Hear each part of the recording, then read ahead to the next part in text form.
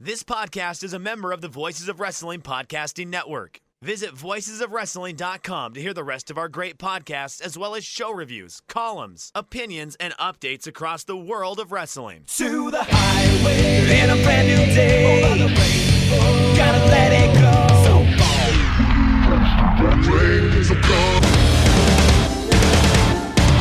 fast to freedom. Dance tonight together. Here everyone is singing.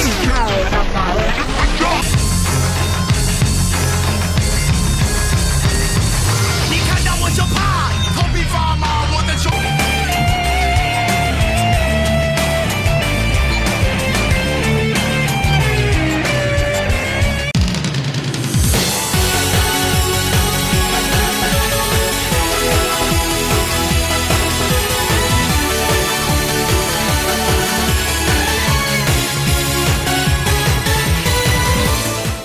Welcome back to Open the Voice Gate for January 18th, 2022. We are members of the Voices of Wrestling Podcast Network. You can find us on the Voices of Wrestling podcast feed or on our own dedicated podcast feed on podcast platforms and applications. You can follow us on Twitter at Open Voice Gate. If you would like to donate to this show, click the link in the show notes. It'll take you to our redcircle.com landing site where you click the red box that says sponsor this podcast. You can do a one-time or recurring donation. No obligation whatsoever, but we would like to thank all of our previous donors. I should have said, Case, when I started this intro, welcome back to Open the Voice Gate, Rewind and Rewatch. It's a special episode this week. I'm Mike, and join alongside Case Lowe as always. Case, how's it going? Oh my goodness, it's good to be back in Rewind and Rewatch mode. You know, we published our last Dragongate USA episode of this, we'll call it a spin-off series, on March 22nd of last year. So it's been nearly a year since we weren't talking current events. We didn't hop in line to the Dragon System buffet. We are covering a very specific moment in time, something that happened just a few years ago, and it relates directly to what is going on in Dragongate today.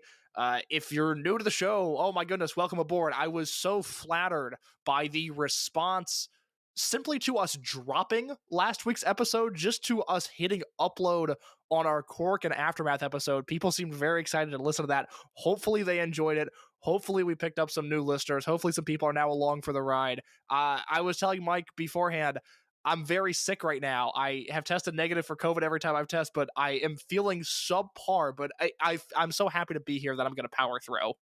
So, Case is sick. I've been locked essentially in my house since Saturday because of the big southeastern snowstorm. So, we're going to bring the energy today. I'm going slightly nuts. Case is somewhat sick, but we have a really cool topic to talk about this week. Case, this was your idea, but I'm just going to intro this to you.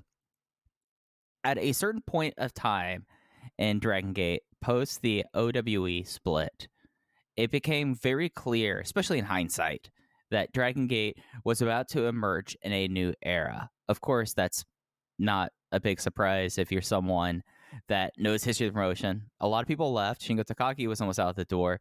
But that's not the kind of shift we're talking about. That's not the era change we're going to be talking about tonight. Because with everyone running around, there was a lot of stuff going on and a lot of stuff happening with the rookie class and the young people in the promotion. And tonight we are talking about the 2019 rookie ranking tournament. Case, how did they get to this point? Well, you summarized it really well. After a number of really hot years, a lot of critical acclaim in the last half of 2013, 2014, and 2015, it seems like anything after Kobe World 2016, the show in which we saw Yamato defeat Shingo Takagi for the Open the Dreamgate title, anything after that, at least in my mind, represents another era of this promotion. And it's not that there still weren't high points along the way, but the consistent greatness that we have become so spoiled by, seemingly from Shingo dethroning Shima for the Dreamgate belt in July of 2013, through Yamato defeating Shingo for the belt, not in August of 2013, but in July of 2016. It seemed like that era was gone after Yamato won this belt, and there were some choppy waters along the way. it's a very broad question to ask, and you could probably filter your answer into a few different categories. But in a broad sense, Mike, when you think about Dragon Gate's 2018, what do you think of? I mean, the number one thing is the OWE split. Like, for those who are new to Dragon Gate, in 2018, Shima, who was one of the aces of the promotion from its entirety, left, and this happened. This coincided also as the original president of Dragon Gate, Takashi Okamura, stepped down, and this was a real sea change because when Shima left, he took T-Hawk, El Lindemann, and Takahiro Yamamura with him. And this happened right after Dead or Alive 2018. And it was such a wild thing how everything came together for me. Like, in a lot of ways, 2018 for me was a way that I went from someone podcasting to actually, like, having to do a journalism, as I like to call it. And you were the first man I knew to look at the Shima situation. And at this point, you were doing this podcast solo, and it was a monthly or every 6 weeks endeavor. I had totally stepped away because at this point I was a sophomore in college, a freshman or sophomore in college, and I didn't have the time, and quite frankly, I didn't have the drive. But we had started talking quite a bit, and you were the first one that was like, hey, there's something happening. And me having this, steadfast Dragon Gate loyalty mindset, I was like, this dude's insane. There's no way Shima's leaving Dragon Gate. That wouldn't make any sense. But Mike Spears did some journalism, and boy, he was onto something before a lot of people were. Yeah. Well, when we get to a certain point, I would say just pencil 2028. I think a decade is enough clearance. I will talk about... That's the statute of limitations of what goes down at WrestleMania weekend. I mean, it's just something that for parties that I interviewed, but it wasn't necessarily... The person never said off the record to me, to be clear. And it's not something that, as one of my co-hosts would say, it's not my obligation to ask you if you want to go on record or off record. That's why I say a decade about that. But yeah, no. Is this what they say when the FBI knocks on the door and asks why they want to kill Bobby Fish on a podcast? I mean, that's... Yeah, Bobby Fish has had a good life. I think he's a great wrestler. I love seeing him on my TV. Everything Elite Patreon, $5 a month.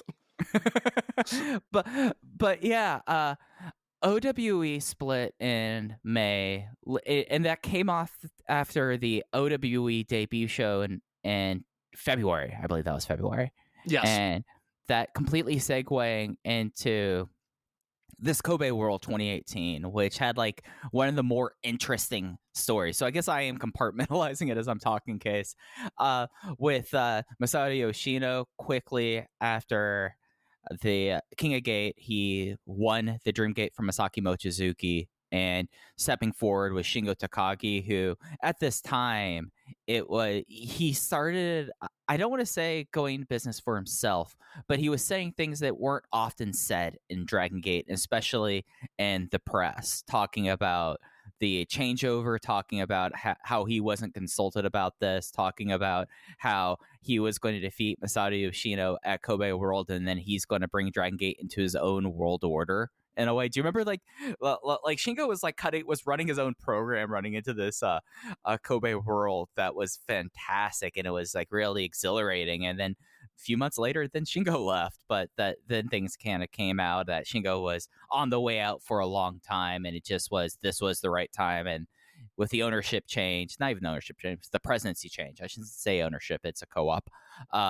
With the new president, it became very clear that it would be easier for him to step away and go do his other challenges, and it wouldn't be seen as such like a negative or a slight that dissuaded him in the path. I think that's in the past. I think that's a fair way of saying describing the Shingo leaving Dragon Gate situation.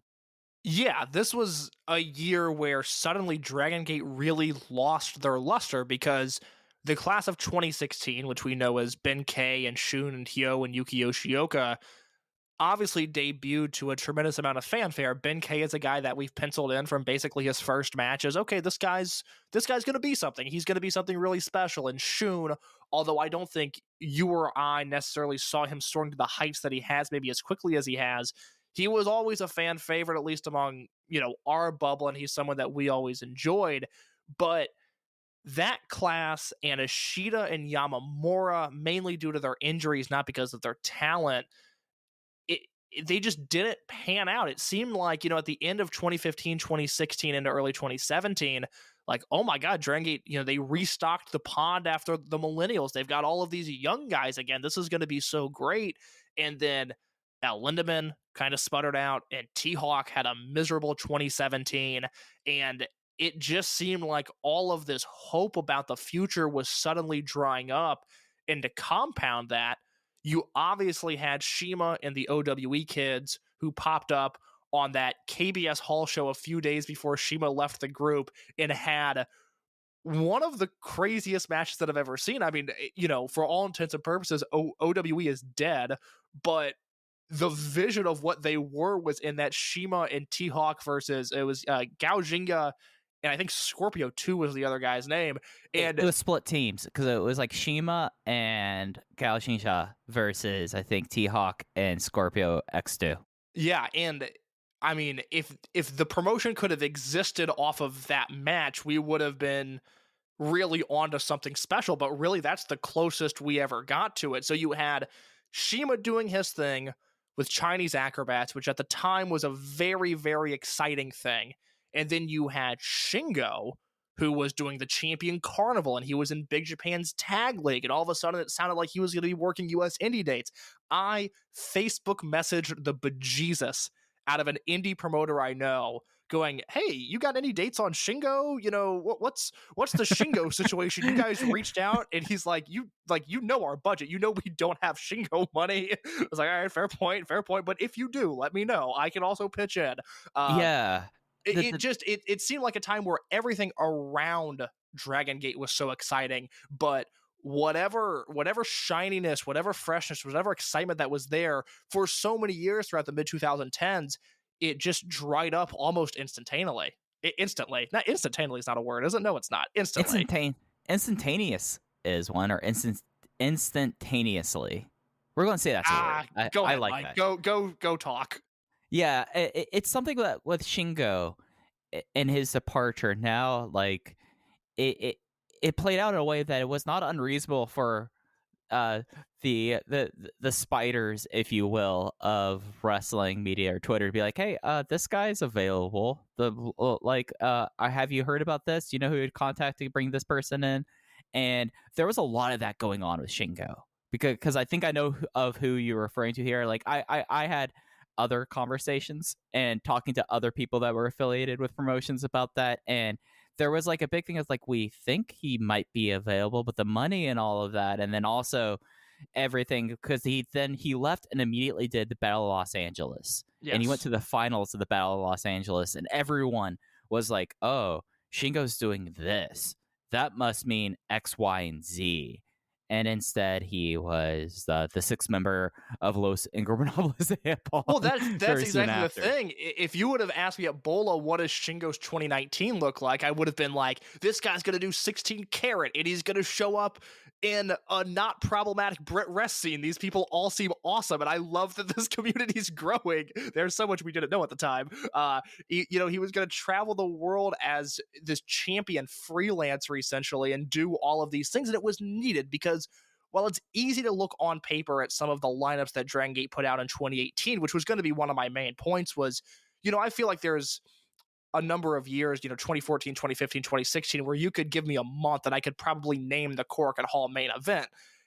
I look at these 2017 and 2018 cards, and I just have no memory of any of these matches. And so while it may seem exciting in hindsight that Shingo was in this tag match with Ben K and Yoshino and whoever else, he was suffocating at the top of the card. It's not his fault. It was a weird sort of situation where Shingo was just so good that it was hindering the growth of the young heels on the roster. And while it was unfortunate to see him go, with 3 years of hindsight, it couldn't have worked out better for every party involved.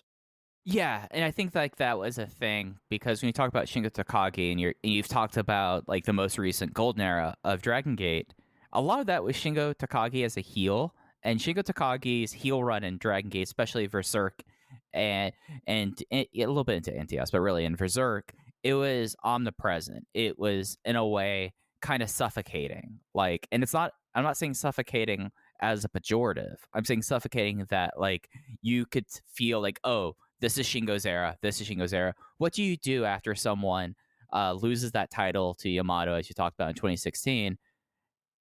Then it just gets really kind of like fish out of water. Like he sticks out like a sore thumb. Like they immediately moved into Akira Tozawa's farewell thing that kept him busy for a while. He got to kick out Naruki Doi.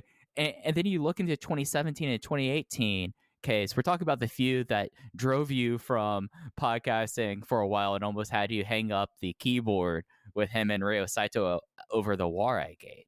So legitimately, my least favorite thing Dragon Gate has ever done was the series of Shingo versus Ryo Saito matches. I can't imagine going back and watching those. I have such hate in my heart for everything that those matches represented.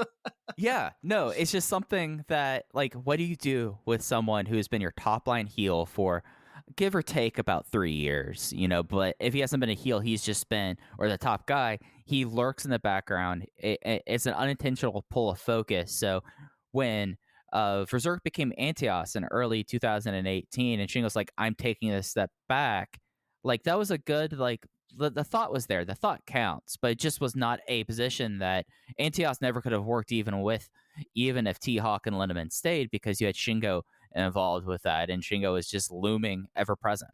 So, Completely. Go ahead. And so you just get to this point where you get the Kobe world with him, and you get the Kobe world with him and Masato Yoshino. You get that cool angle that he ran for himself, and then you're kind of left with like, what do you do with this guy? Like in like the old system, but in like the old territory system, not in Japan, but territory system, he would have already done loops around the country at that point. Like there was no chance for him to do this, and it's not even like a staleness because he was still putting out great work. It just is, what do you do with Shingo Takagi? It made sense at that point for all parties to be like, we wish you well, and as we've seen since then, he's kept a very positive relationship with Dragon Gate. Like there's no hard feelings there whatsoever.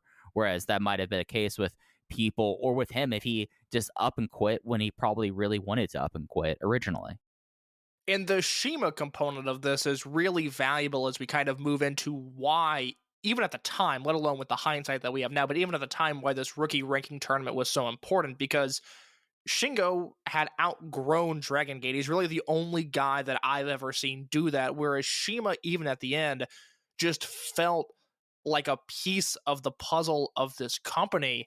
And when he left, he, obviously him leaving was such a catastrophic ordeal, but taking El Lindemann, who, was probably never going to be a top of the line star, but was somebody that mattered on this roster to a degree. T-Hawk, who had been groomed as a star and, ultimately I think we can say failed in Dragon Gate, but was still a core member of this youth brigade that they were promoting at the time. And then Takahiro Yamamura, who was someone pegged to be a future Dreamgate champion from the day that he debuted. Obviously, he's had numerous health issues since then that have gotten in his way, but Yamamura at his peak is just such a delightful wrestler, and I really wish that his career would have played out a different way. So you have Shima not only leaving, which even if it seemed to have worked out for Dragon Gate, it just looked really bleak at the time. And on top of that, he's taking 3 of their brightest prospects with him. And I had a moment in time, and this is, something that I believe I've discussed on this show before, but looking at what I did for Voices of Wrestling, when Strong Hearts jumped to Wrestle 1, which was, they first showed up, I remember the date, it was June 22nd, 2018, and then they wrestled on the July Korakuen Hall show, and they had this absurd Shima-rific, and I mean that in the most positive way possible, multi-man elimination match. And it felt like the spark that had been missing from Dragon Gate for a few years at that point. I really thought that maybe I would become a Wrestle 1 guy, or that I would at least follow around Strong Hearts wherever they went. I voted Shima as my number one Flair Fez winner in 2018. I really thought he had the best candidacy of anybody in the world that year because he went to all of these different territories and he conquered them. Strong Hearts is still the only thing that ever drew a dime in Wrestle 1. He popped houses in DDT when he went there. He popped houses in All Japan recently. This is a guy who, wherever he went, business went up when he and his, bandits, these Strong Hearts guys, showed up. And that was suddenly much more exciting because I remember that Kobe World 2018. I mean, think about that. That's Yoshino versus Shingo, which is a match we should be salivating over.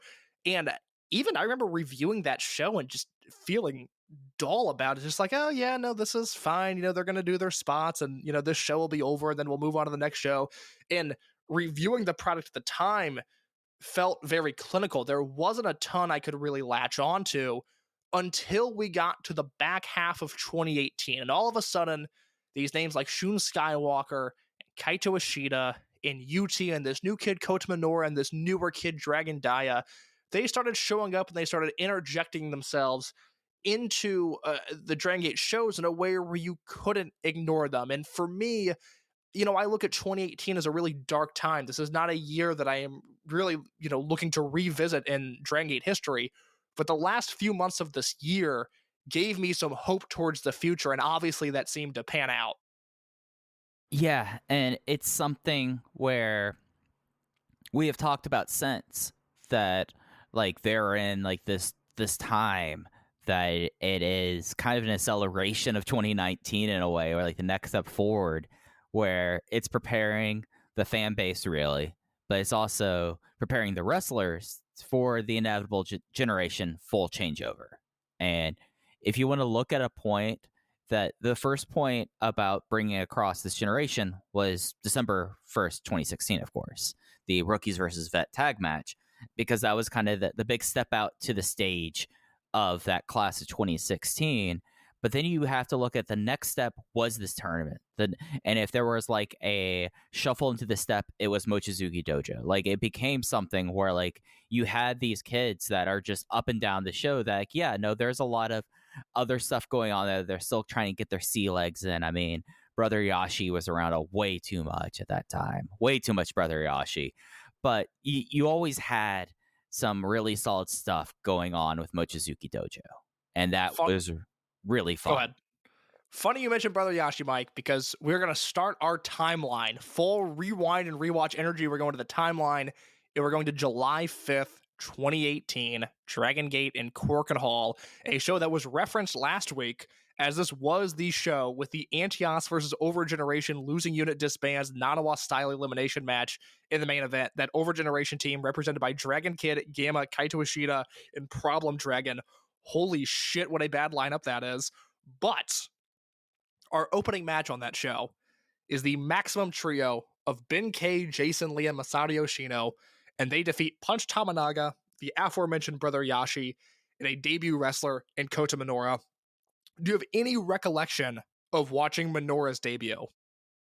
His is like the last debut that I don't remember very, very clearly, because he was kind of debuted kind of just like, oh yeah, he's in the opener. Like it did not feel like such a thing. It was like, oh yeah, this is our new wrestler here. Like I don't even think he made any exhibitions or match zeros before the show, before this Korakuen Hall show. In the lead up, and this was in the lead up to Kobe World. Yes, and I had not seen him until he debuted here. I think I had maybe heard some rumblings that he existed, that he was maybe working some dark matches, but we didn't get any match zero footage of him at any point. It was this match where he popped up on this show. Also, something that is relevant to what we're talking about, match 3, a tag team match with Masaki Mochizuki and Shun Skywalker defeating UT and Yosuke Santa Maria. After the match, Skywalker looked for guidance from Mochizuki. Mochizuki, not super interested. But that takes us to August 7th of 2018, once again in Korakuen Hall. An opening match that is notable because it was Gamma, Sashihoko Boy, UT, and Kota Minoura defeating Susumu Yokosuka, Brother Yashi, Problem Dragon, and OG Shiba. This is notable for two reasons, because much like you, I don't remember Minoura's debut, but I remember the second month of his career, all of a sudden he had gear and was way more fleshed out than just a normal black tights young boy only 1 month into his career, and he beat OG Shiba in this match, and Shiba was his senior, which was a notable accomplishment. Yeah, and OG, of course, came about and debuted during his brother Katoka's retirement tour. Like, he was really featured, and then really that was kind of it for OG. But the fact that that Minoura pinned him in his second Korakuen match and got the win there was like the big step forward here. And I have a feeling I know what you're going to talk about next. But before we get into this, just to give people the sense of how the show really, how Dragon Gate was looking at this time, you had a main event no contest for the Twin Gates with BB Hulk and Yamato versus Shimizu and Doi. And then you also had a 3-minute Ishida and Kanda match. And that was before Hiroshi Yamato and Kai defeating Kagetora and Yosuke Samaria, and one of the longest matches on the card, the third longest match on the card, like the longest match of the card before intermission. I specifically remember that Hiroshi Yamato and Kai versus Kagetora and Maria match being horrific, and this was the second time that Yamato and Kai had been brought in, which I guess that speaks to where this company's at in 2018, because now you have guys that matter, either young guys or old guys in Dragon Gate currently, that aren't booked on every show because the roster is so large. In 2018, because of injuries and people leaving, they needed to phone a friend. They needed Hiroshi Yamato and Kai to come in to fill out these Tokyo cards, which really speaks to where this company was at. I will say, the one match that Mike did not mention on the show was a 6-man tag with Don Fuji, Ryo Saito, and Willie Mack against Genki Horiguchi, KZ, and Punch Tamanaga, and I remember giving that match 4 stars. That match kicked ass. Hey, Willie Mack and Don Fuji is the Twin Gate team that we never got that we really deserved. I asked Willie, maybe I've told this story on the show before. I asked Willie at an indie show 2 years ago. I came up to him. I was like, hey, man, I just want to say I really liked what you did in Dragon Gate. I thought you had a really good tour. Are there any plans to go back anytime soon? And he looked at me and got really quiet. He just goes, you saw that shit? And that was the end of the. I was like, yeah, no, I was a big fan. It's like, oh, cool. Yeah, I don't have anything planned right now, but if they want me back, I'll go back. But damn, I didn't know people watched that. And I was like, oh no, it was really well received. People really liked it. Like, people paid attention to Dragon Gate. But the stuff that matters on this show is a very bizarre 3-on-1 handicap elimination match. It was Hyo Watanabe, Shun Skywalker, and Yuki Yoshioka, guys from the class of 2016. They defeated Masaki Mochizuki, and I will turn to a wonderful article that John Hernandez wrote for Voices of Wrestling last year, where he recaps a lot of the stuff we're going to talk about. But John summarized it by saying, in the summer of 2018, Mochizuki dropped the Open the Dream Gate title to Yoshino and decided it was time to transition into education. He declared he wanted to turn his focus onto helping the younger generation, and while he didn't intend to start a unit, it wasn't long before he was playing Din Dad to 4 eager cubs because of this 3-on-1 handicap match that Shun won by pinning Mochizuki with a Skywalker moonsault. Mochizuki agreed to essentially coach these guys, and he had 2 conditions, one of which is that Mochizuki Dojo was not a unit. They would fight together or team together based on the situation, and something that Mochizuki didn't necessarily follow through on, which is that anyone can come or go as they please. So we see here the formation of, our favorite wrestler, still consistently the best guy in the company, Mochizuki, and now he is taking these 3 guys under his wing, and immediately, at a time in this promotion where I really needed something to resonate with me, this is what did it. Yeah, no. Mochizuki Dojo is the best unit that never was. That really was a unit the whole time. Like, so much fun, and like it was always great to have, like, on a big show, be Mochizuki tagging with like Yuki Yoshioka and Shun Skywalker against people, and it just felt like, and it was like the perfect way to get these guys both ring experience, and at the same time, it's like, all right, you all would have grappled, you all would have had matches like match 1s or match 2s with these guys, but it was important for them to start developing chemistry, like figure out things in these matches with the wrestlers that are like your maximums, like your Doyoshis, like, or even going up against, like, no, Overgeneration died at this point. Why did I think of this? Natural Vibes. Like, it was important to do this. Tri Vanguard. It was important to kind of develop this timing here and be able to develop the rapport there that Mochizuki Dojo delivered that in spades. And you just hit on something there, which I think really shows how dire this how direly needed this unit was, because who are the units at this time? It's Maximum, which we all recognize as one of the most fun units this promotion has ever had, but it's Tribe Vanguard with Yamato and Hulk and a singlet wearing Flamita and Kagetora and Yuti and Maria. It's the first incarnation of Natural Vibes, which is, yes, KZ, Susumu, and Genki, but it's also Punch Tamanaga and Brother Yashi. And then you have Antias, who I think is the worst unit this promotion ever had. So there's not exactly a lot of depth here. So Mochizuki coming into play, taking these guys under his wing, it helped everything. It just, all of a sudden I could breathe in this promotion again, because there was one thing that I could latch onto, something that's not in our notes, but something that I do think is worth mentioning. If you're looking for more match recommendations from this time period and you want to use your Dragongate Network subscription, September 24th, 2018, Dangerous Gate of that year, Shun and Mochizuki versus Yamato and BB Hulk for the Open the Twin Gate titles.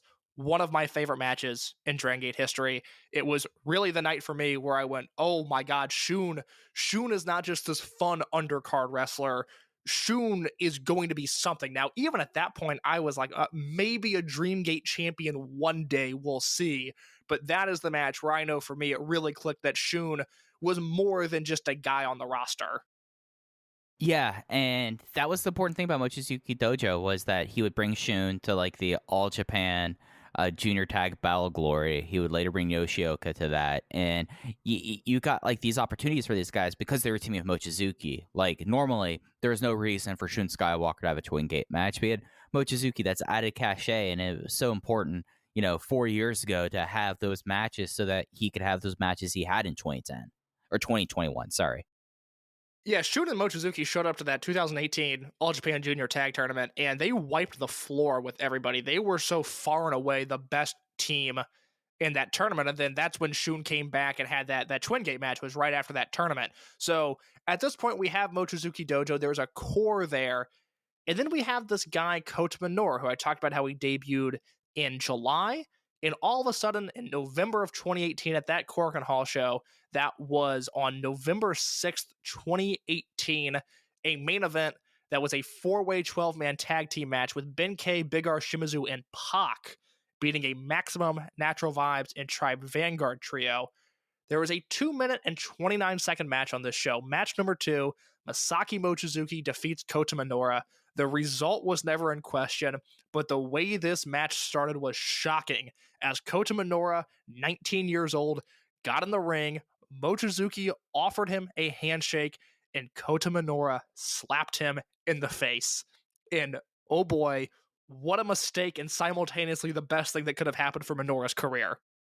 Yeah, and it's something that they've played off of ever since then. But before you get on to the other thing that happened in this, just to give another sense of where Dragon Gate was in 2018. Semi-main event, Bandito, Hiroshi Yamato, and Kai defeat Kazuma Sakamoto, Takashi Yoshida, and Daga. Weird Dear promotion. Lord, oh my God. That's Weird just, promotion. oh God. Yes, so that happened. We'll leave it at that. And then there are 2 other matches on this show that are worth pointing out. One, a 6-man tag that was Kagetora, Yuti, and Yosuke Santamaria, and they defeated that Mochizuki Dojo trio of Hyo Watanabe, Shun Skywalker, and Yuki Yoshioka. I'll pause here for a second because I want to talk specifically about that Tribe Vanguard trio. I've mentioned them on this show before, Kagetora, Yuti, and Maria. I notoriously, and I apologize to Sarah 4L profusely, but for years, I was a UT detractor. I did not care for this guy. I didn't want him on my roster. I wanted to flick him away and be done with him. I didn't get it. And then UT joined up with Tribe Vanguard, and he specifically found chemistry with this trio. And for the first time in his career, I looked at UT and I said, that is a guy that I would like to watch wrestle. Yeah, UT is someone that after Millennials, he got snake bit with injuries. That's kind of the story of UT. And he came back and they were really kind of like letting him put his toe back in the water. But then they had him eventually join Tribe Vanguard. And this trio with him and Maria and Kagetora was so much fun. Like, didn't they have a Triangle Gate match soon after this? Like they got a challenge out of this.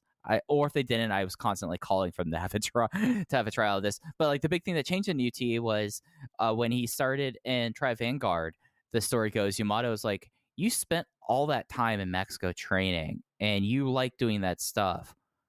You're good at that stuff. Why don't you do that and not try to be a flyer? Why don't you be UT? And that kind of changed. I would say that might have been the scales from your eyes moment, Case, because that was when UT became the mini maestro that he is now. Yeah, and it was a delightful transition to see. To your point, September 9th, 2018, the first Gate of Origin show in Sendai opened the Triangle Gate match with Genki, KZ, and Yokosuka versus Kagetora, UT, and Maria. Unfortunately, I do not remember anything about that match. Do you remember anything about that Triangle Gate challenge?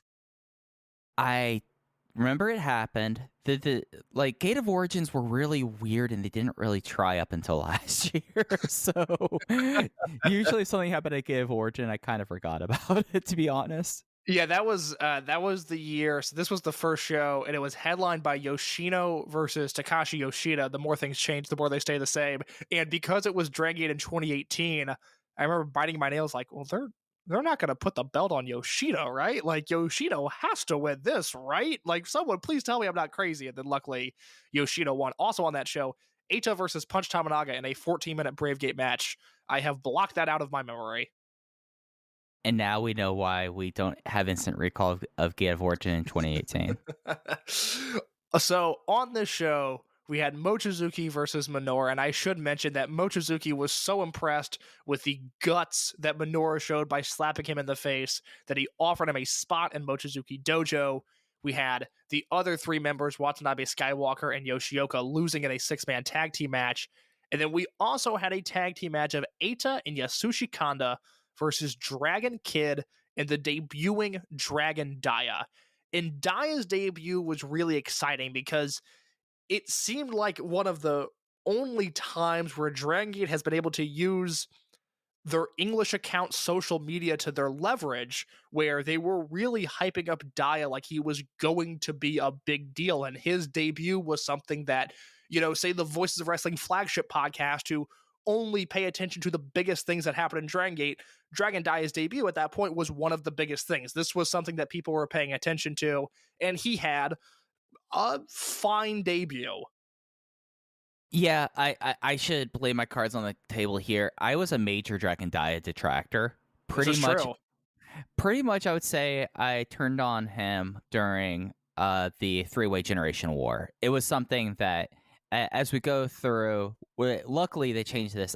Case, you did notice what I did tweet out last night as a little winky winky, did you? I did notice your winky winky, Mike. Yeah, I found the graphic of the rookie ranking tournament, and they had one of the original photos of Dragon Daya, one of the original press photos, and he just looked like the gear and the look was not good. Like, the mask kind of sucked. It was a bad mask. He was wearing like these little shorts, and the big thing was like he was going to be the heir of Dragon Kid, and I was like looking at this guy, I was like, really? This guy is going to be the heir of Dragon Kid? Of course, now, with all the hindsight in the world, especially after the events of last week, I'm like, yeah, no, he actually might be bigger than Dragon Kid at this point. But in November 2018, I was like, what is this guy? Like, what are they trying to do here? Yeah, it was. I was someone who was higher on him than Mike was. I actually like the shorts. I kind of wish you would bring the shorts back, but he debuted to a lot of notoriety, and then basically around the time period we're talking about, he got hurt and he got sick, all in kind of this stretch here, where if you look at his 2019, there's a reason you changed your mind on him during the Generation War, because he doesn't really wrestle in 2019. He only has a handful of matches throughout this entire year. It's not until the Gate of Destiny, the November pay-per-view of 2019, where he wins a Battle Royal and really starts to get his career on the right track. But yeah, it's a rough first year for Daya. In November of 2018, we had no idea what he would become. And in December of 2018, December 4th to be exact, we really start to see some things happen. This is a Korakuen Hall show that I know you remember, Mike. 12/4/19, Ben K versus Shun Skywalker on this show. No, I'm looking at the wrong card here. Is that 12? That's a year later. I don't want that. I want 12/4/18, which is Pac versus Yoshino in the main event. Yeah, this came after the November Korakuen, where Pac returned. We talked about this last week about like everyone thinking, oh, he's gonna go to New Japan. No, he came home and he said like, I'm a different man now. He challenged Yoshino, beat Yoshino quickly and clean, and the Korakuen audience was like kind of aghast, but at the same time they're like, wow, this is a different man now. It just was like one of those things that it became one of those title runs that I think still, like with the hindsight, set up what's happening now. Like basically Pac came in and said, give me 7 months and I'll give you your next 5 years, and things have played out that way. Pac's run was great in the moment, but with hindsight, it only gets sweeter. I mean, what he did was just so remarkable. He was so good and so needed as a champion in this promotion. So now that I have the right card, this is 2018, obviously headlined by Pac versus Yoshino. There is a Bandito, Dragon Kid, and Flamita versus Daga, Ben K, and Eita 6-man, which kind of sounds like fun. I need to look at my review and see what I gave that match, because that could have been decent. But the two things that matter here, an 8-man tag team match that was Hyo Watanabe, Kota Minoura, Masaki Mochizuki, and Yuki Yoshioka defeating Hiroshi Yamato, Jason Lee, Kaito Ishida, and Naruki Doi, in which Yoshioka pinned Ishida. And then a rarely seen 20-minute draw between Shun Skywalker and UT. Mike, tell me what you remember about this 20-minute draw. Oh, it rocked. It was like UT using Shun Skywalker's body as a jungle gym, and then Shun Skywalker still being in that phase where he goes to do his rope walk quebrada, and he almost kills himself, but it turns out awesome. It was really a whole lot of fun, that match. I loved it. So after the 20-minute draw, this is where I'm going to turn to the Wayback Machine and the iHeart DG archives, because we have some promos that we need to talk about. Jay wrote for iHeart DG, after UT versus Shun, Mochizuki told Shun that while the fan reaction was incredibly positive, if there had been a decision after the draw, he thinks Shun would have lost. How he decides to handle that is up to him. As for UT, he isn't the biggest fighter, but he showed today how effort and sheer will could even the odds. Yoshioka interrupted. Last month, Mochizuki told Shun that this was a match he couldn't afford to lose. At the same time, Shun had said that he was ranked higher than him.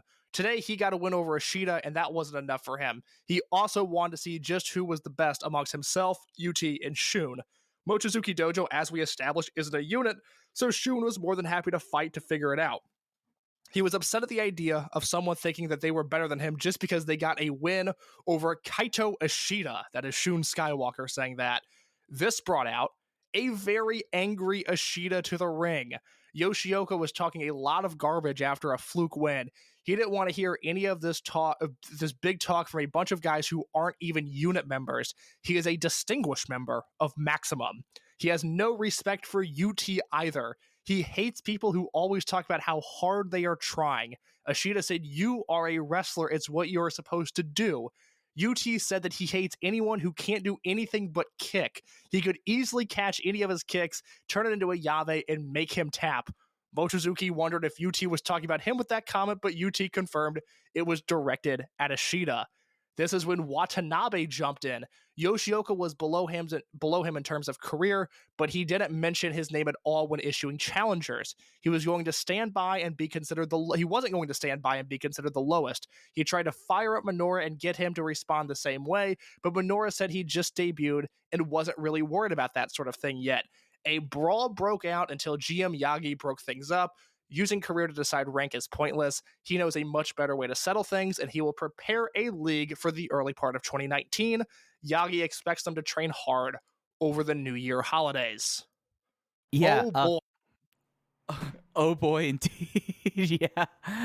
The thing for me about this was Mochizuki was kind of sitting around with amusement until he heard UT say that. He was like, let me make sure you're not talking about me, right? You know what that means if you're talking about me, right? UT quickly was like, no, Ishida here. And the one thing that I really missed from GM Yagi's tenure as GM was the glee he had when he had an idea he was going to make people deal with it. And it was always like Ryo Saito, we've seen as a GM, he's like, okay, fight now. Like, I don't want to deal with this. Just settle it now. Yagi was the GM equivalent of a scientist. He had matchmaking beakers that he would mix together. And he said, well, what about a league? And what if we had a match called the Yagi style elimination match, where everybody enters within 45-second intervals and over the top rope eliminations count. Like, Yagi had a certain flavor to him that I do miss at times. I mean, the Yagi Bakery decision, where he would bring out loaves of bread for people to figure out what their match type was in. Like, he took glee in tormenting people, whereas Ryo Saito just seems flustered. Yes, no, Ryo Saito is like me at my shoot job. It's not that it's hard, but man, do you get flustered easily. And I'm working on it. I don't know what to tell you. I'm working on it. Oh boy. So we go to December 18th, 2018, the final Korakuen Hall of the year. This show, headlined by the Doi Darts match, Dragon Kid, Kines, Kai, Benkei, and Kazuma Sakamoto versus BB Hulk, Dragon Daya, Naruki Doi, Brother Yashi, and Yuki Yoshioka. Also on this match, an international tag team special attraction with Bandito and Flamita versus Daga and Pac, which was a very fun match. Any memories of Doi Darts or that international tag team match, Mike? My big Daga memory came at Final Gate a week after this, to be quite honest. But I don't have anything about Final Gate in my notes, so please, you have the floor to explain why Daga stole the show at Final Gate 2018. Oh, that's when he decided to do an over-the-top pescado and no one caught him. He sent him straight to the floor. Straight to the floor for no reason whatsoever. This is a promotion with Stalker Chicawa in it, and that Daga spot is one of the funniest things that has ever happened. I would invite him back. I thought he had a really fun run in this promotion. Yeah, there's reasons why that apparently he's not allowed back. That he's on a list. So there are two matches that are worth talking about. Kagetora, Shachihoko Boy, Hiroshi Yamato, and Kota Minoura. They defeated Ryo Saito, Don Fuji, Gamma, and Problem Dragon, when Minoura pinned Problem Dragon in a three-way tag team match that was Yoshino and Ishida. And they defeated Mochizuki and Hyo Watanabe and Yamato and UT, with Ishida pinning Watanabe with a Tiger Suplex hold. After that opening 8-man tag, Minoura said that last month he didn't care much about being ranked against the other rookies, but he recently turned 20 and has a fresh outlook to go with it, and he will aim to finish at the top of the tournament, and he hopes that in 2019 fans will support him. And then after Ishida pinned Hyo, Ishida said that just like last month, this proves that he is ahead of the rest of the young generation. Shun managed to injure himself, and he isn't even here today. Stuff like that rules him out from ever being on top. As for UT and his annoying submission crap, he should prepare himself to die under a barrage of kicks. UT took offense at having his submissions mocked by someone who only knows how to kick and fluke into a tiger suplex. They will find out which one is better soon enough. Furthermore, he hates people who talk shit in a Kansai dialect. Yoshino interjected and pointed out that he speaks in a Kansai dialect. Did UT have a problem with Yoshino? Mochizuki at this point came in and brought up the crack that UT made about kickers last month, which prompted Yamato to warn him to think a little harder before he provokes people. He even got the notoriously level-headed Yoshino angry. At this point, Hyo was frustrated. He said that all of you are just talking nonsense. Yoshino, Yamato, and Mochizuki all wondered if they were included in that all of you, and then a brawl broke out between Watanabe, Ishida, and UT. Maybe Hyo's had the big brain all the time. you look back 3 years ago, and a lot of things start making sense. Yeah, maybe it's just that the big 3-year journey has come to fruition now with Hyo. It makes a lot of sense. I just love the fact that Ishida at this time, like, he definitely was a babyface. He was in the superface unit. He was in Maximum. But he had an edge that was very much like, I hate everyone who's not in Maximum. That kind of rocked, and UT was like a great foil for him in that regard. I really enjoyed that. I talked about it last week, but if you were, for some reason, worried about whether or not Ishida can be a babyface or not, do not worry about it. He proved in Maximum that he can do it.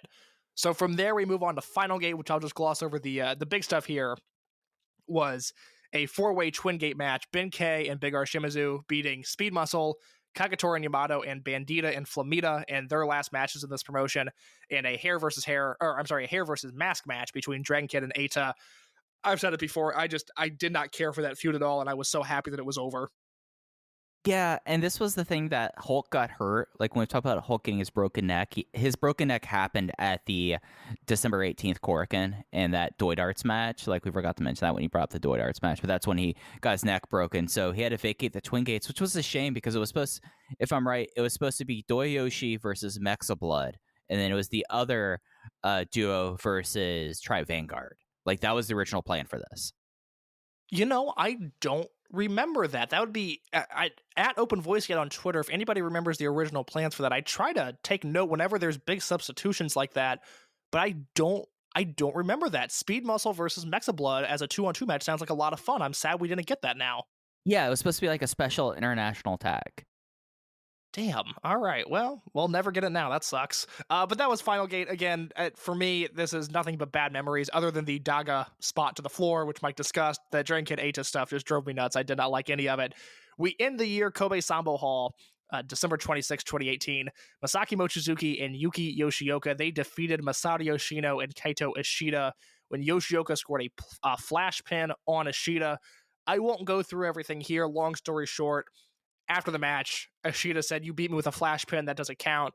And Mochizuki and Yoshino said, actually it does. Yoshino's kind of known for his flash pins. And we head into 2019, January 12th, in Kyoto KBS Hall with our rookie ranking tournaments.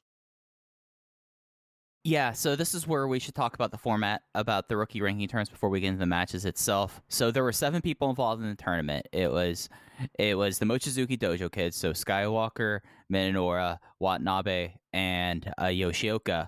And then it was Dragon Dia, who was kind of just like interjected into this. He wasn't really involved too much in the storyline. UT and Kaito Ishida. And then I'll talk about the lottery that happened in case before we get into the matches. They did a lottery. This was at KBS Hall to kind of pick spots to pick this happen because there's 7 people. One person would get a first round bye. That was Kaito Ishida, and it set up the first round matches of Dia versus Skywalker, Watanabe versus Yoshioka, and UT versus Minoura. So, despite the fact that these shows, the Kyoto show and the Osaka show, despite the fact that they aired on the Dragongate Network, they are not on there. So, the powers that be may or may not have uploaded these matches to Dailymotion with a link to those matches in the episode description, and the password to watch those videos is OTVG. We will put all of that in the episode description, but any of the things that did not happen in Korakuen Hall are not on the Dragongate Network, but you may or may not be able to watch them because a lot of these matches are worth watching. Yeah, just looking in the show notes, there might be a little happy there, as the Spears family calls. Whenever someone surprises someone with like a little gift, a little surprise, we call it a happy. There's a hat. There might be a happy for y'all. I don't know if that's the correct usage of that word, but I like it, and I'm going to steal it. I mean, that's something that came out of Mama Spears' mouth, and we've kind of adapted to it. Bentley calls it prizes. We call them happies. But the tournament kicked off. Starting off, it was rookie ranking tournament. First round, match A, Shun Skywalker versus Dragon Dia. Shun Skywalker defeated Dragon Dia in 8 minutes and 22 seconds with the Ashla to advance on in the tournament. This is an especially fun match to watch right now, given that we will probably see a rematch of some kind in 2022. And these guys could not be more different than the people they were in this match. I mean, it is...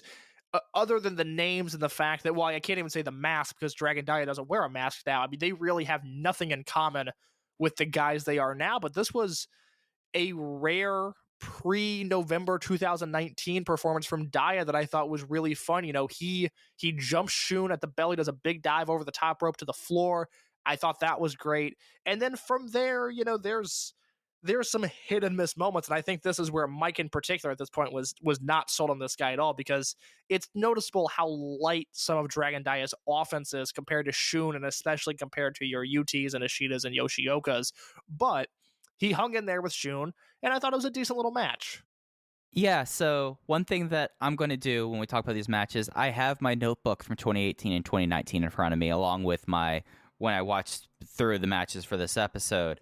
I'm higher on this match 3 years after the fact. The thing about it with this match, at least for me, was it was teetering on the going off the rails, but not in the way that a Shun match happened. Like Shun basically guided Dia through this, and like my big takeaway from this now is you just like looked at this match, you look at Daya, and I have to give Daya credit. Like the transformation he's gone through the last 3 years really helped out because I did not buy into Daya whatsoever beating Shun in this match both times I watched it. He just did not look like he was like physically in the same league as Shun Skywalker. And that's before Shun Skywalker really got jacked too. Yeah, that's something I noticed in all of the Shun matches is just how much bigger he is now, just how muscular he is. And that's not something that I had necessarily thought about from when he returned from Mexico to now. I didn't realize just how big he had gotten, which is impressive considering that he's still able to do so many crazy things. The other thing that I took away from this match, and it's something that I actually had a brief... Alan Forel tweeted something out about Too Cold Scorpio. There's a GIF going around of him hitting a 450, and he connects with the move, and then he kind of fist pumps before pinning the guy. And Alan was talking about, and rightfully so, about how more wrestlers really need to have more notable reactions and need to react to things and be excited. And Mark Pickering agreed, the Pro Wrestling Noah announcer who's terrific. And I chimed in and said, I think Shun is really, really good at this, and he doesn't necessarily get the credit for it. And the other thing that I just think as a whole, we don't give Shun enough credit for is he is a magnificent seller. And in this match, he made Dragon Daya's weak offense look not uncredible in a way where it's like, okay, he's overselling for these moves. This is a little ridiculous. He made Dragon Daya look credible, which was greatly needed. I mean, this was a professional performance in a spot where they desperately needed it. I don't think Yoshioka or Hyo or even maybe Yuti or Minoura at this stage in their career could have guided Dragon Daya through this match the way Shun did, but it speaks to our point that we've been saying for a long time. Shun has been really good for a really long time.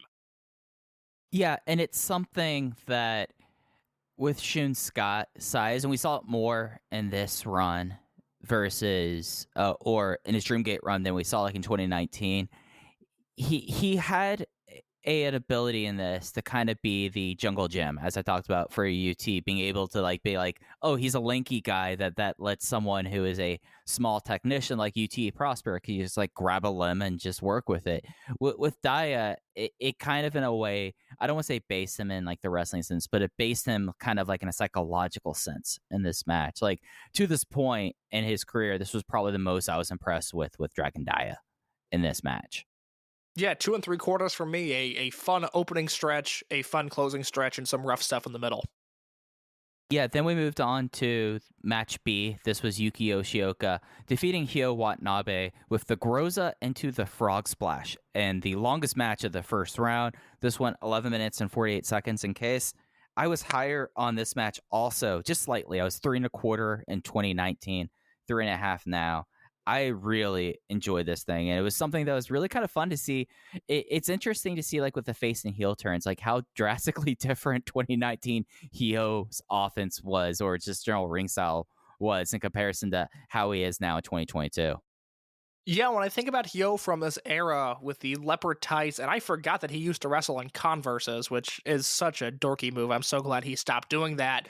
But this is an era where I directly associate him with you, because you were his biggest champion at the time. And you watch a match like this, and although he was at this stage 2.5 years into his career and really didn't have a ton to show for it, you watch a match like this and you go, no, this guy's good. Like, I don't know what his ceiling is, but this is a guy they should use. He was really, really fun in this match. Yeah, and it's something where if we want to do like a skill graph, like for a while, this was like where Hyo was at, and he hit it very early. Whereas someone like Yuki Yoshioka, in a way, really kind of came out of this. Like when we wrap up, watching this now was astounded by how good Yuki Yoshioka was in 2019. But Hyo was a lot of fun. Like Hyo would do like the double handspring evades, and he had like all of like the various like fireman's carries moves, and then his 2-rope tarantula hold. I forgot what he called it. It's what Yoshino bequested to Estrella, his version of it. So you're asking for move names. We're working on a project right now where I had to remember some move names, and it was absolutely torture. Right? You're asking the wrong guy. Yeah, but it's something that was also kind of remarkable because Yuki Yoshioka at this point was around for basically 2 years. Like he came in at the end of 2016, so I'm just gonna say 2 years. And you started to hear crowd calls for Yuki Yoshioka at this point, where he really did not have any of them up to this point until this tournament. So this tournament did a great job, and we'll talk about it when we get to Osaka. The way that the crowd started to really come out there, but you started to already see it in Kyoto, where Yoshioka and Hyo both got pretty solid amount of crowd calls. I'm really excited for this year, the amount of heads that Yoshioka is going to turn, because, I've always been a big fan of him because he's always been very solid. You never really see Yoshioka in the wrong spot, which is not like you see a lot of guys on this roster in the wrong spot anyways, but Yoshioka is just a guy who assimilated himself very well. He seems to know who he is, and because he's essentially been gone 2 years, because he's not going to wrestle anything like how he was wrestling as Diane Inferno. It's either, we have people that listen to this podcast that love this podcast that have probably never watched a Yoshioka match prior to last week in real time, and there's other people who have just forgotten what this guy can bring to the table. So his 2022 is going to be a lot of fun in terms of gaining new fans and reminding old fans why they loved him so much. Yeah, because he was nails. Like, he was someone that he figured out, as you said, who he was in the ring. Like, the comp I always put on him is he's going to be this generation's Susumu Yokosuka, just because you can just trust him and do it all. And we saw that last week. It's like, oh yeah, no, he is just as good, if not even a little better than he was before he went to Mexico. And it's going to be fun, because I think that the thing that, just to get off on a slight tangent, not a long one, thing I'll be really interested in is to see what Inferno moves he pulls, because he was doing the Groza and the Frog Splash towards the end of the Inferno run. I'd like to see him, use the Inferno, like make sure that it stays present in everyone's mind that this is what he was before he turned back into Yuki Yoshioka. After the Yoshioka versus Watanabe match, he and Skywalker had a confrontation in the ring. Yoshioka said that he was going to finally beat him and establish himself as the top student in Mochizuki Dojo. Then he would go on to win the whole tournament on the 16th. His goals resonated with Skywalker, who saw the same results in his future. He was looking forward to their match tomorrow, and Yoshioka said that he was going to make all of the recent accomplishments Skywalker has made for naught, and he hoped that Skywalker would bring his best, and then they shook hands. Yeah, this is just like, it's something that this was the cool thing about Mochizuki Dojo, was a competition between them. It really was the Japanese equivalent of Catch Point, because it was about competition. Oh, what a great callback. Oh, that was good stuff. Hashtag everything evolves. Can we get Aaron Taub on this podcast? I mean, Taub's been getting really into Noah as of late. Yo, my man's been tweeting. AT is such a good follow on Twitter. He brings great content to the timeline. Big treat. The last ranking match, like, the cool thing about the show was they had them back to back to back. So you had like a 45-minute block of the ranking tournament, was UT pretty much just putting Kota Minoura in the mud. 4 minutes and 19 seconds with the Bien Yave. This was probably, just because the style of the match was the weakest match of the first round here, but it just was like UT. And the thing, my takeaway was like, okay, Kota Minoura had it together a lot earlier than I remember. Yes, this is what I always say about Minoura, is he debuted in July, he got gear in August, and then he just immediately became a guy, and because he was sandwiched in between the class of 2016 and Ben and Shun and Yoshioka, and then some of the more hype debuts of Dragon Dia and Strong Machine J in the early part of 2019, that Minoura just got lost in terms of the buzz bin shuffle. His buzzometer was always a little bit lower, which is really unfair to him, because he hit the ground running. I mean, we don't give him enough credit for being one of the all-time good from the get-go guys. And there's obviously a lot of those guys within the Dragon system. They excel on debuting guys that are competent and ready to work in front of audiences. And Minoura, just because of the timing of kind of, coming in as one wave is crashing and another one is rising, he doesn't get talked about like that. But I adored this match. Oh my God, this was so good. It was 4 minutes of Minoura on offense, working over a UT, dissecting him, and then about 19 seconds of UT doing Yave moves and tapping him out. And oh my God, this was just so good to watch. Yeah, it basically was, Minoura seemed like that he was in good control. It seemed like that he might be able to like throw him around and just grind him down that way, but he left a limb open. UT got it and immediately like rolled into the Bien Yave. It's like, I'm done here. I'm not paid by the hour. I want to win this damn thing. Yeah, this was the old kind of Masaki Mochizuki style spot. I know we once saw Mochizuki do this to Akira Tozawa on a Dragongate USA show, where Tozawa had a German suplex, and then Mochizuki somehow countered that bridging pin and turned it into an armbar. And this is one of those deals where Minoura had a German suplex bridged with the pin, and UT was able to just climb all around and turn that into a submission attempt. Truly beautiful pro wrestling. And that led to the aftermath where UT and Ishida greeted one another, not as sportsmanlike as Skywalker and Yoshioka. UT put over Minoura for showing what he was made of, but there was just no way he was going to beat UT in this spot. UT said, as for the kick boy, tomorrow in Osaka, one of his kicks would be turned into a Yave for the tap out. Ishida said he talks a lot of shit for someone who can only do bullshit submissions. Back in Tokyo, he said he hates how Ishida talks in a provocative Kansai dialect. Will he have the balls to say he hates Kansai dialect in front of the Osaka people? Of course not, Ishida said. His words were bullshit too. UT told him that the only Kansaibian words Ishida would be saying tomorrow are "I give up," and then a brawl broke out between the two. This is top-notch stuff. Yeah, and it's something that like shows the edge of Ishida that we're talking about. Then UT just like I like the fact that he was like this little pit bull, in a way that like you grab a limb in his mouth and you would just not let it go, and he would just constantly be no matter what, his mouth was too big than his fist. It's something that like now we don't really see that with UT. But it was a nice edge to have for him, given like the 6 years he had before that, like seeing this thing. And this is like really when I started to get really entranced by UT and how he became, with the exception of Shizuki, probably my favorite person to watch in the company, I would say. Started at this point. It's interesting because I remember at this point getting on board with UT and really liking the work he was doing, but I don't remember any of these promo translations. So to read these now, especially just given how he's developed into such a nice young boy who dances for Natural Vibes and hawks merchandise and hangs out with Funky Jackie Kamei. Loves his mother. Loves his mother. And if you haven't seen it on the Dragongate YouTube channel, this is free. This has nothing to do with the network. The Dragongate YouTube this past week was uploading 2 matches from each of the house shows. This is Dragongate Japan Pro Wrestling on YouTube. And on the January 17th upload, there's a Natural Vibes versus RED main event in UT's hometown, and UT's mother gets involved. I mean, you love to see someone, eventually get their act together, Yes, and by the way, getting their act together, how about Dragongate's digital team? Go support this endeavor. This was their trial run. If you're not subscribed to this YouTube channel, subscribe to it, leave a comment, like a video, do something to let them know that people are interested in these YouTube uploads. Yeah, and it's something we don't talk about a lot, just for like a minute. The easiest way to convince Dragongate to do more things is basically to show support of what happens now.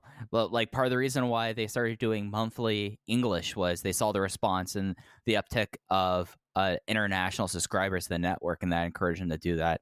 If they get enough, like if they see enough results, they will do it. They will continue doing this and maybe expand it more. It's something that I know, Case, you and I, we've been kind of begging for on like pleading knees for them to kind of up this a little bit. So I'm glad to see that they're at least giving it a trial run. Yeah, look, there's a number of things, and I have talked to people who have at one point or another worked for Dragongate. There's a number of things that I think their digital team could be doing better to embrace English fans, but they've had experience in the past with trying to reach out to English-speaking fans, whether it was through their English merchandise store or stuff like that. Prime Zone was, launched as something with English subtitles at first. It might not be exactly what we're hoping for, but it's something, and we need to acknowledge that. And if you care about, more footage or more expansion into America to some degree, this is the type of stuff that you slap a like on it. Easily so. So we had our semifinals coming out of this, and it's worth stating that this was not a tournament that was just going to decide a winner. They were going to have full rankings 1 through 7. I should have said this when we started talking about Kyoto. The idea was everyone who lost in the first round matches, they would have a 3-way decision match to decide 5th through 7th. The runner-ups and the semifinals. So the people who lost in semifinals will have a 3rd, 4th place match, and of course the winner there. So the idea about this tournament was by the end of it GM Yagi's science would prove who was the top rookie and who was at the last, who was in the back. And that, official last place match never happened because this is, either when Daya got hurt or got the flu. And so there ends up being a 5th place decision match between Hyo and Minoura on the 14th, which Hyo won, which meant that Hyo had finished 5th, Minoura had finished 6th, and Daya by default had finished 7th. But we still have our semifinals to talk about, Mike.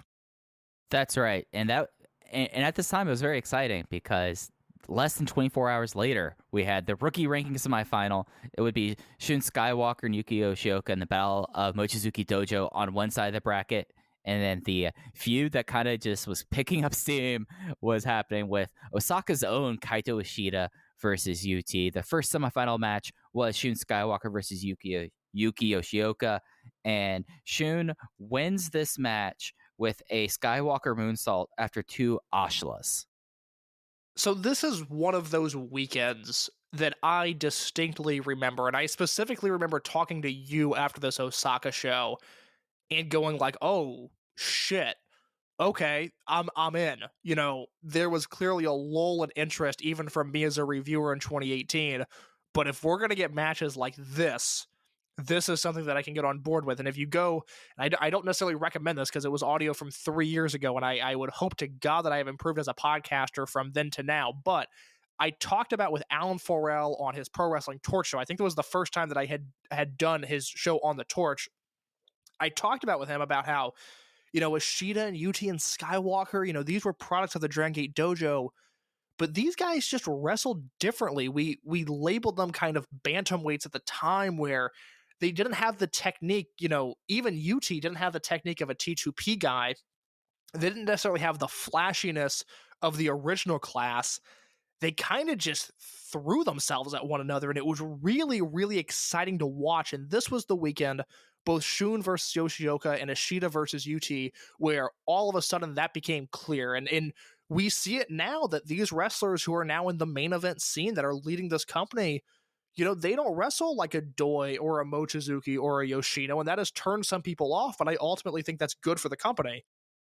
Yeah, and it's something that with the generation change and with things happen, like we were starting to see in 2019, the style that would dominate kind of the company. I mean, it's funny that later this year would be when Keisuke Okuda would appear in Dragon Gate full-time in 2019, but you had these guys doing completely different things. Like it's something, and it's not a bad thing, that case I bet if we were given a card of just like right now and it would have 6 Torimon originals in a match, we could probably call out 90% of the stuff that's going to happen in the match, but we probably wouldn't. There'd be like little things we would get wrong, but we would get what it was, what they were going to do here. In 2019, this was brand new.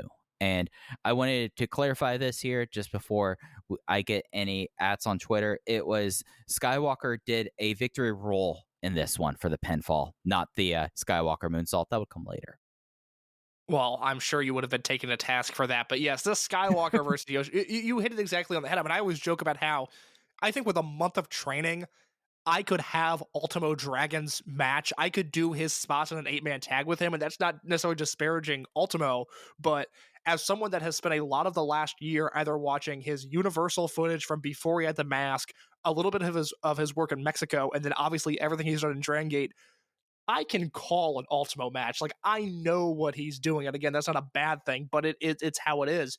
But that's exactly it. We didn't know what these guys were going to do.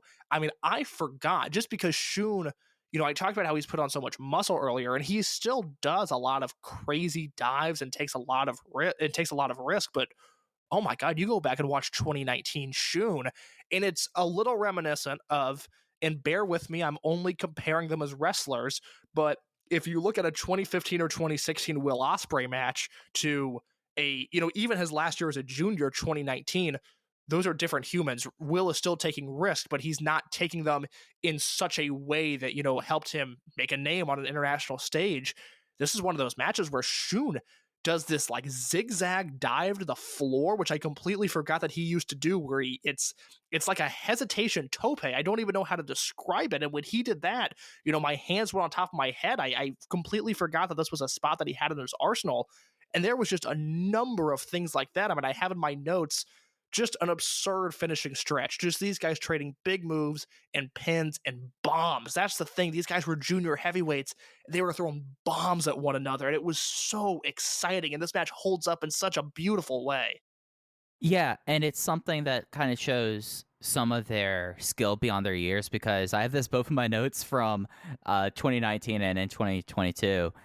There's a moment where Yuki Yoshioka does the springboard missile dropkick that he doesn't necessarily springboard clean, or he slips up a little bit and he turns it into a sliding like a flying shoulder tackle. And I was like, that's awesome. Like that shows someone who is in total command of themselves, like we've been talking about. But the closing stretch with Yoshioka goes for the frog splash. Shun gets his knees up at like the exact right moment, and Yoshioka perfectly timed. Yes, go ahead, but I had to interject there.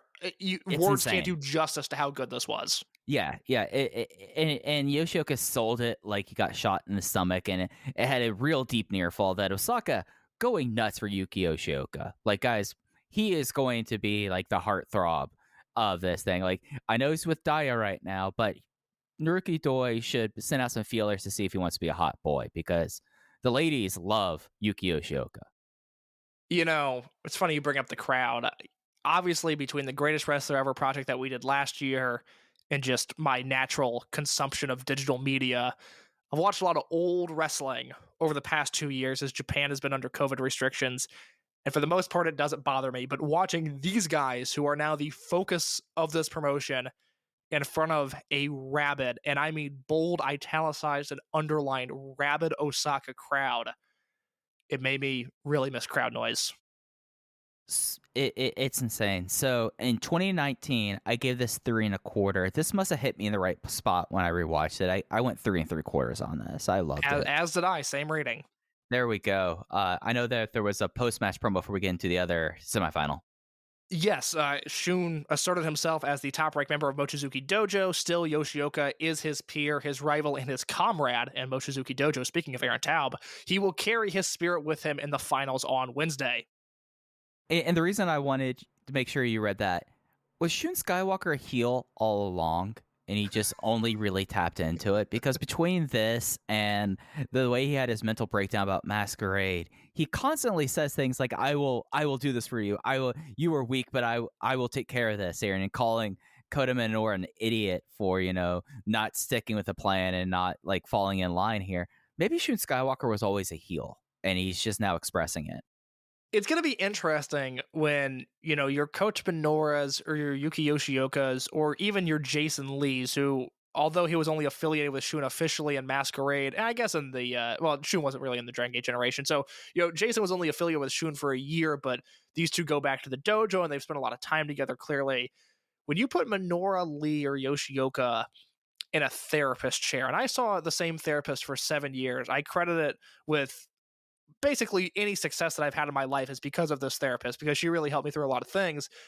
I have a feeling when these three sit down across from a therapist, they're going to make some mind-blowing revelations about the way that Shun Skywalker has treated them over the last 4 or 5 years.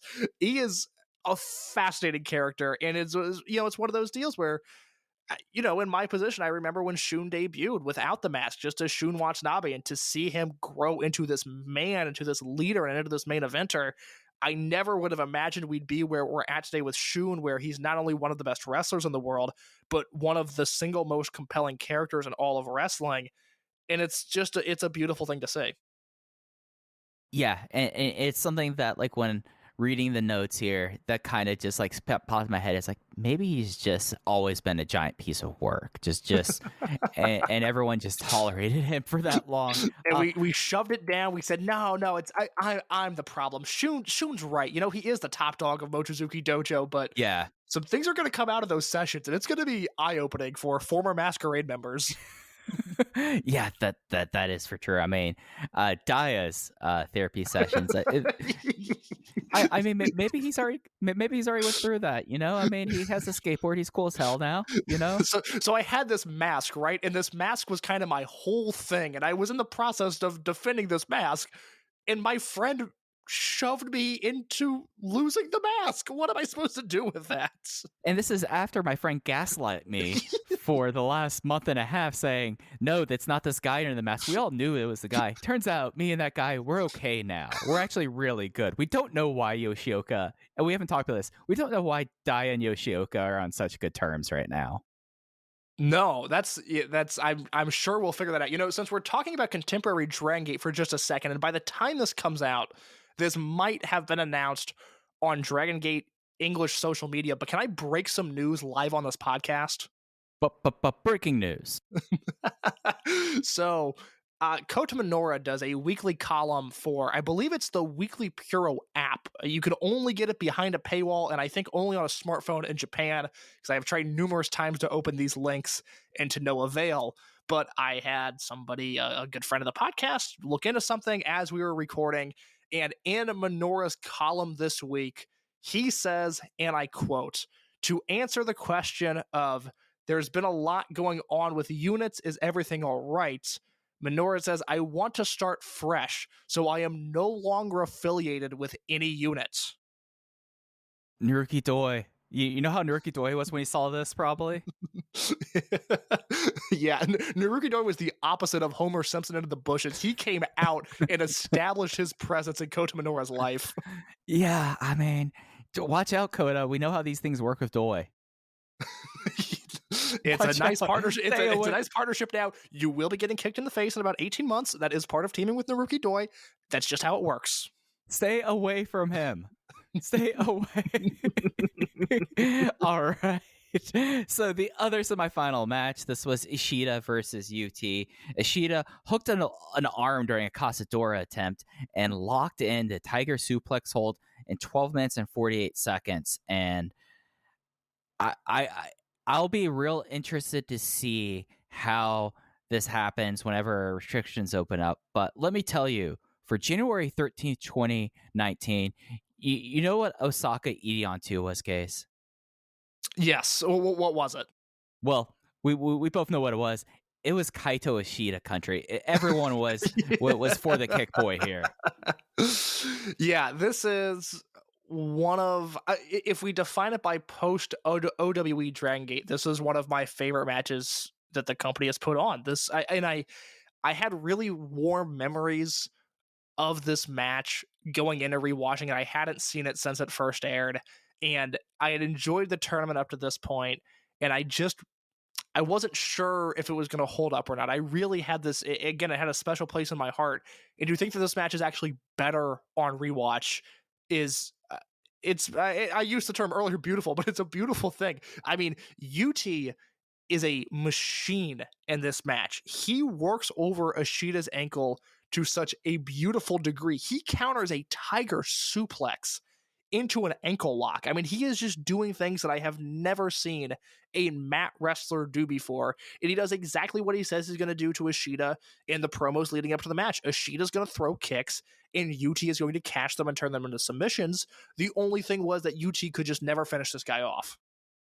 Yeah, and he eventually let Ishida back into the match, and he went a little bit lucha heavy, and Ishida, I guess, scouted out the fact, like, oh yeah, no, but his style, all these dumb holds are based on lucha, so, you know, can I find a way, if he's going to try to Casadora me, how I'm going to be able to make moves of that? And it was fascinating. He, like, locked it in the Tiger Suplex hold, and it just was something that, like, UT, like, turning a prawn hold into, like, an ankle lock and a huge ankle lock, that there was, like, this ankle, that there was, like, this leg work part that he did that wasn't just throwing holds. He did, like, what I call a kangaroo kick, like this absolute basement drop kick to Ishida's knee, and it just, the crowd just was, like, at that point was just like screaming for Kaito to get up out of it. The one thing that I noticed on rewatch was Shun Skywalker looking very unhappy at ringside.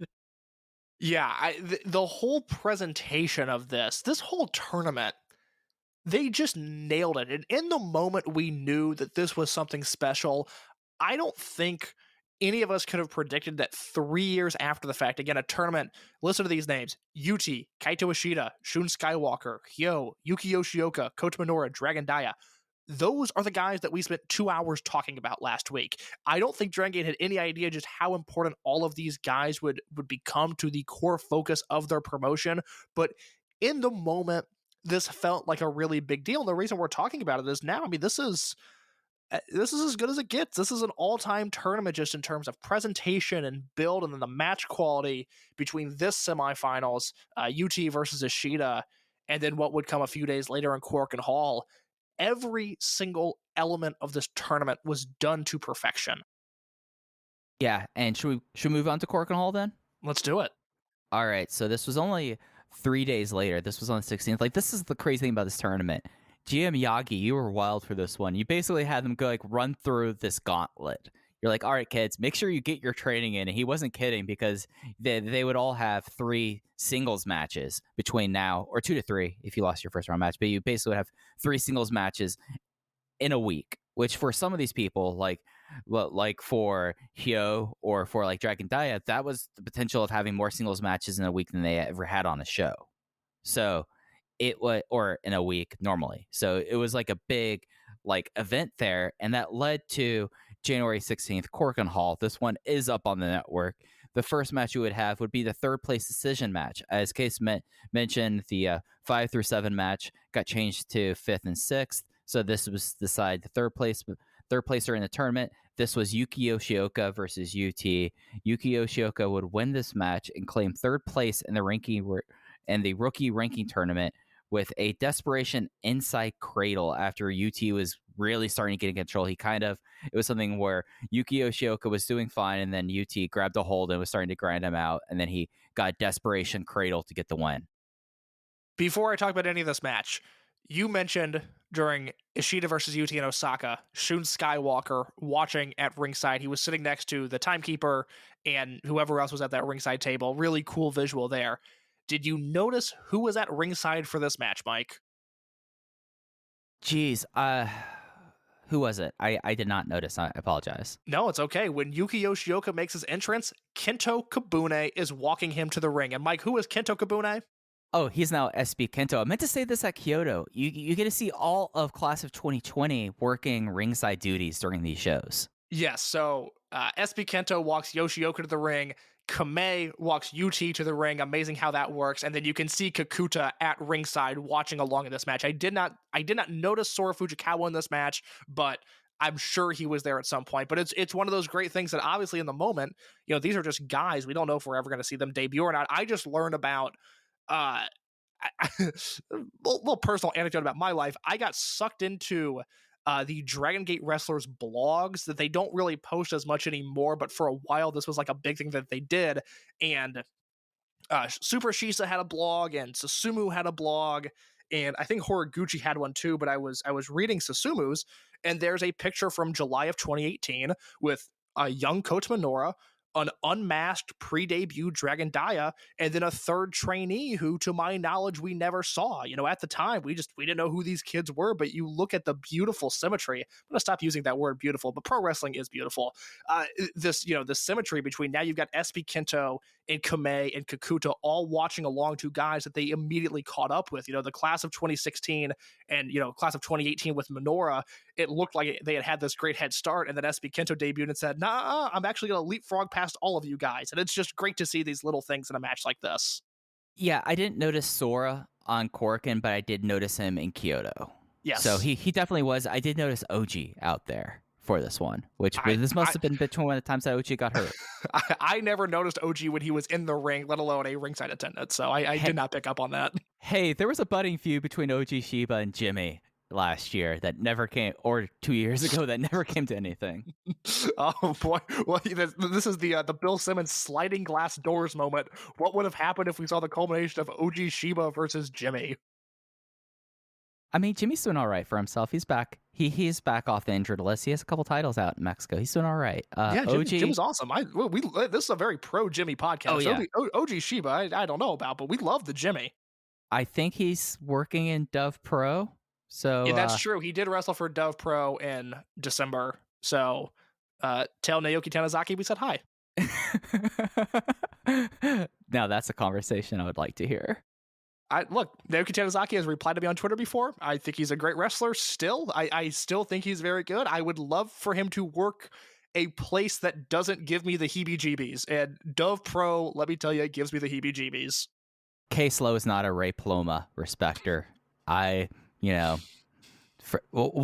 motto. And you could say that about me. You could put my name next to that quote. I stand by that. What about Gunso? You all right with Gunso? But Ray Paloma, no deal. God, that's all horrible. Oh, there was like a point in time where people cared about Guts World and they cared about Dove Pro. I brought up the Kyushu Pro thing a few weeks ago when they ran Shinjuku Face. I was like, you don't understand if you're newer to this bubble. Like a few years ago, there would have been a guy who would have watched that Kyushu Pro show, and that would have become his online gimmick. Like he would have said that whoever was on that show was better than Okada and Shingo at the Tokyo Dome. And it's just, we don't have that anymore, which is better for our mental health, but it's also not as much fun. I mean, a lot of fun, watching people get really hyped up about a Genjin Boys match. I mean, that was always a wild time for me. Do you ever think about how deep in the bubble we are? Like fact that we like know and watch and to some degree care about Ryukyu Dragon Pro. Because my dad doesn't know anything about wrestling. He doesn't want to know anything about wrestling, but he's nice. And every once in a while will kind of ask me what's going on with the website of the podcast or whatnot. And it's fun for me to just throw names at him. It's just like, I get it out of my system. He goes, okay, cool. Next topic. What are we going to talk about now? But just thinking like, I have emotional investment in Gurrican Mask. And I'm a 22-year-old living in Chicago. That's fucking insane. It's wrong, but I'm very happy with the decisions that I've made in my life. Yeah, I've come to peace with this a long time ago. Yeah, you don't walk this path without just being. If you walk this path, you have to be totally aware of what you're getting into, and that is me having a sincere love and appreciation for Gurrican Mask. Love him. He's the best. That doesn't make it uncomfortable when people are like, oh yeah, like when I meet someone who's like, oh yeah, you do podcasting, so what do you talk about? Is that always a pleasant conversation? No, it's not. I was on a date last week, and as I was preparing for the date, I was paralyzed with fear because of my, I was going to talk about my shoot job, which is in the radio industry, and I've been asked before by people when I talk about my job, does that mean you have a podcast then? And it was easier when I was also doing a music podcast because I could just say, oh yeah, I talk to my friends about music every once in a while. Here's that show. But, Honey's got to know I'm busy every Tuesday night, but she also can't know what I'm talking about. Look, we did some Manscaped ads this summer. I would bring a woman back to my apartment and get very lucky. And Gran Hamada was watching us in the distance on a Universal Lucha Libre poster. And I have to live with that. And this is a woman who has been through a lot in her life, and she has to live with that as well. I forgot that you live in a studio apartment and not like a one bedroom studio apartment with a Gran Hamada Universal Lucha Libre poster on the wall next to framed modern baseball LPs, and then on my TV stand is little action figures of Hamada, Fujinami, Ultimo, and Milano, and then a Morrissey Funko Pop because I am the worst person you've ever met. And I have to walk around living with this. I can't escape this skin. This is just who I am.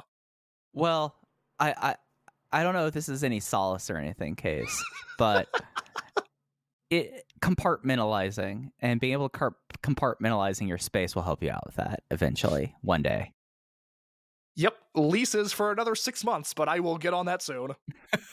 But, moving back to the match, it was good. It rocked. It was really, really good. It rocked. I was 3 3/4. The insane armbar shoulder muffler that UT does in this match. I'm pointing out stuff that have both my notes now and 3 years ago. He hasn't really done it since then. But boy, when he pulls out holds like this, I get instantly invested to a deeper degree because I'm like, oh wow, okay, I didn't know the body worked like that. Yeah, it's fun watching this era of UT because, we know him now as the way I've described him is that he is, one of the ring generals of this roster. I trust that UT can go out there and have a great match with anybody, but this was still very new at the time, and it was less so like this is the UT we expect, and kind of as you talked about earlier, it was very new, and seeing UT being able to stay healthy, be this entertaining, develop this style that was uniquely his own, and he was able to carve out his own niche in this promotion. And now we're used to it. Now we know that he is, one of the beating hearts of Drangate, but at the time it was just very new, and I will use that term again, exciting, because I didn't think he was capable, up until a few months prior in 2018, I didn't think he was capable of having a match this good, and he went out there and absolutely crushed it. Yeah, and this is something because like right after this, then he remember like this was the year that he had that Twin Gate challenge with Kai that I loved, and you were like, Mike, why do you care about this match so much? Like that was a month later after this. Yeah, no, it's very, very, very well put. So the finals to decide the rookie ranking tournament winner to be the first ranked member of the young generation was Shun Skywalker versus Kaito Ishida. Shun Skywalker won this match with 2 Ashlas and the Skywalker moonsault. I accidentally spoiled the finish of the damn tournament case 20 minutes ago. And what I had at the time is 4.5 stars. I think this finished really high for my Dragon Gate top 10 of the year. And 3 years later, 4.5 star match. This is bliss. Yeah, it was why I was so excited heading into Champion Gate last year when Shun and Ishida had their Dream Gate match, because again, this whole show was so exciting because it felt like Dragon Gate had some life to it, because you had the finals of this tournament, and then the main event was Mochizuki versus Kondo, and it was the first time that Shuji Kondo had appeared in Dragon Gate since the end of 2004, and we didn't really know that the 20th anniversary, we didn't know what the 20th anniversary series was going to become. We didn't know that it was going to lead to Ultimo debuting.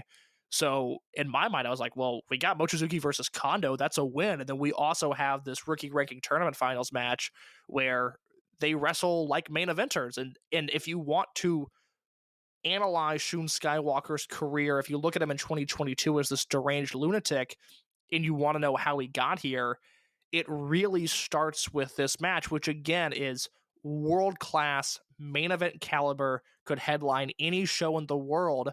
And then he goes on, just to get a little bit ahead of ourselves, he beats Ben K in February, and then he loses to Pac in March, and then he has that great, he escapes the cage and exits Mochizuki Dojo in May. And Mochizuki, as we established earlier, despite making the rule that anybody could come and go at any time, Mochizuki takes umbrage with Shun leaving, and they have a 4 3/4 star King of Gate match that year in Korakuen Hall. I still think it is a crazy underrated match that more people need to watch or rewatch if they haven't seen it in a while. He has that match, and then the KZ match at Kobe World of that year, which was the show stealer and what a lot of people were talking about exiting from that show. And then after he loses to KZ at World, he goes on that losing streak, and it's what causes him to leave for Mexico. Like, everything we've seen all started with this match, and it's around the time, and I said this in my review at the time, okay, Shun Skywalker can wrestle as a main eventer now, and that was something that I didn't know if he had in him, but Shun is the king of this class. He's way ahead of everybody else, and Ishida and Yuti and Minoura and whoever else needs to get on his level, because this was Shun Skywalker's official coming out party. Yeah, and we really got the complete Shun Skywalker performance here, just doing the stuff that we kind of like just grip our fingernails, like we clench our fists and go like, oh guys, this is going to go poorly. And somehow it never did. It never really went as bad as we were suspecting. Like he does this, the slingshot knees, which isn't that complicated, but it was a move that I really miss of his that he doesn't do as much He's anymore. Such a big guy. That has to suck. That move just absolutely has to suck to take. Yeah. Oh god, and he coming in heavy. That's not a good time. Yeah, because Shun's not working light, brother. This isn't Kevin Nash on a house show. Shun's bringing the thunder. Yeah, he's going to give you the actual squisher. But he did that moonsault to the floor where he jumps. Yes. He jumps into the ceiling, and then if you look, you can see Kakuta is right there. I think he dives onto Kakuta actually more so than Ishida, so he's right in the fray there. But that is, for all of the crazy Shun dives that he's done, that is probably the craziest. And then Ishida moments later goes for a tope, and it certainly isn't the way the spot was intended. At least I don't think.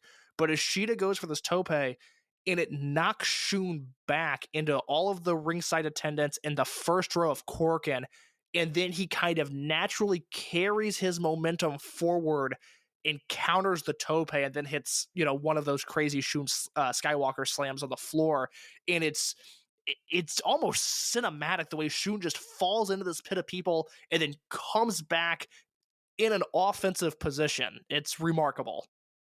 Yeah, and the way that he worked that Ashla, because he doesn't really do that move either anymore. But like the way that was like, because for a while the Ashla was his finish, and the fact that he did it to the floor, it felt like, oh god, this match might be over before we get like a clean finish in the ring. And then the last like big note, because you hit on the dives that I thought Shun was astounding about, was somehow the camera angle they had on the springboard splash that he did was insane. Like it was like shooting up from the floor and like at the right angle that looked insane. And Ishida was great in this too. Like this was not a Shun Skywalker performance. Like in a lot of ways, like you could tell that Ishida was the veteran in this match and was kind of in a way, I don't want to say leading, but in a way he was a grounding force in this, and he would do stuff like the apron dragon screw that was really sick, and like just going for his head at any opportunity, kicking him was really something nice. And it's something that now, with like 3 years now, I kind of want to go back and watch last year's Champion Gate main event just to see like, okay, what did they bring things forward from this match into 2021? Because I feel like that this did build upon stuff that we saw in Osaka last year. I almost feel like I need to go back and rewatch this match again because, you know, you're exactly right. Ishida held his own, but this is not an Ishida match to me. I don't really remember a lot that he did. This is so Shun all the way he carried this match. It's a definitive Shun Skywalker performance to me. Absolutely. And as you said, after this, Shun Skywalker challenged Ben-K, because Ben-K was a member of the class of 2016, but I'm actually going to steal your role here for a second. And he brought up the fact that he far surpassed his peers, and it was his time to challenge that guy. He called out Ben-K because he was been playing catch up to him this whole time. No more. He wanted him one-on-one the next month. That's great stuff. I mean, that Ben versus Shun match was outstanding, and then that led to that Pac versus Shun match, which, you know, people rightfully so remember Pac versus KZ, and because it happened on a bigger show, they remember Pac versus Dragon Kid. But I point to that Pac versus Shun match with a talking point that you always bring up, that Pac knows his character in the ring better than anybody else in wrestling, and it's such a strange match where you go in knowing that Shun is going to lose, but it doesn't feel like a placeholder match. Like, you know, there are times where, you know, you'll see, you know, Yamato defend his belt against whoever, and it's like, oh, they're not winning, who cares? You know, move on. Kai and Yoshida, you know, I don't think Yoshida's winning the belt. There's a rare time where I feel like I know where the Dreamgate is going this year, and we'll talk about that a little bit next week when we review the Kobe Sambo Hall show. But this is, you know, that Pac reign had so many bright spots in it, and the Shun match is really one of the great storytelling Dreamgate matches of all time. And it's because Pac was great and because Shun was able to work with him at his level.